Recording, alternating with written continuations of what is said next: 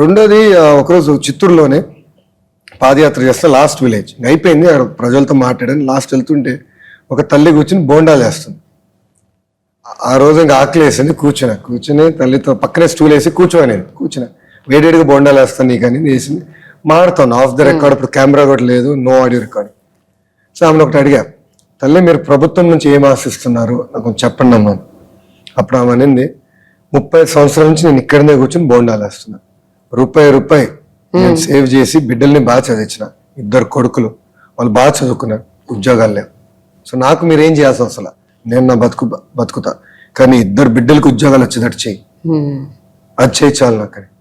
అక్కడి నుంచి మొదలైంది మా 20 లక్షల ఉద్యోగాలు ఛాలెంజ్. ఆ మేనిఫెస్టోకి తీసుకొచ్చా.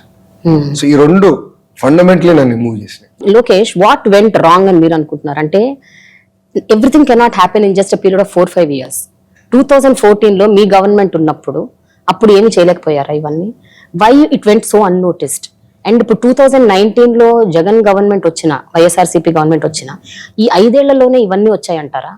How is it possible? So some math is going wrong. No, drugs 100% ఈ ప్రభుత్వ అధికారంలోకి వచ్చిన తర్వాతనే పెరిగింది అంటే ఉంది ఆల్రెడీ. నో, ఎస్, గంజాయి కల్టివేషన్ జరగలేదు నేను ఎప్పుడు అనట్లేదు, కానీ చాలా కఠినంగా వివరించేవాళ్ళం. తెలుగుదేశం పార్టీ అధికారంలో ఉన్నప్పుడు స్పెషల్ పార్టీస్ పంపించేవాళ్ళం, డ్రోన్స్ పెట్టేవాళ్ళం, ఐడెంటిఫై చేసి పంట మొత్తం ధ్వంసం చేసేవాళ్ళం. అండ్ అక్కడున్న ట్రైబల్ రైతులకి ఒక ట్రైనింగ్ ప్రోగ్రామ్ పెట్టి కాఫీ వేయండి, స్పైసెస్ వేయండి అని దారి చూపించేవాళ్ళం, డబ్బులు సంపాదించి మార్గాలు చూపించాలి. కానీ ఈ ప్రభుత్వ అధికారంలోకి వచ్చితే విచ్చలవిడిగా వీళ్ళే కల్టివేట్ చేస్తున్నారు, వీళ్ళ మనుషులే డిస్ట్రిబ్యూట్ చేస్తున్నారు. Their own MLC Anantha Babu is involved in this. No second thoughts about it.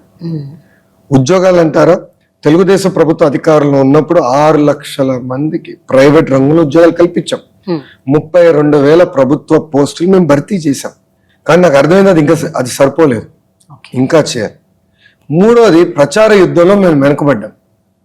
Telugu Desam party బలహీనత ఏంటంటే మంచి పనులు చేసుకుంటూ వెళ్తాం, చేసిన మంచి పనులు మేము చెప్పుకోం.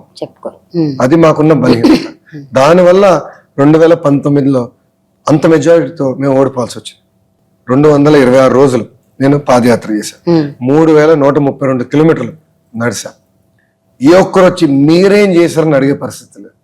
ఎవరినొకరు నిలదీస్తే కనీసం చెప్పుకునే నాకు ఉంది.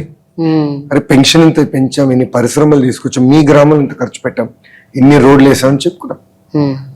So barring 1 incident in Aluru constituency, ఎక్కడ ఒక్కరు కానీ మీరేం చేశారు మాకు అడగలేదు.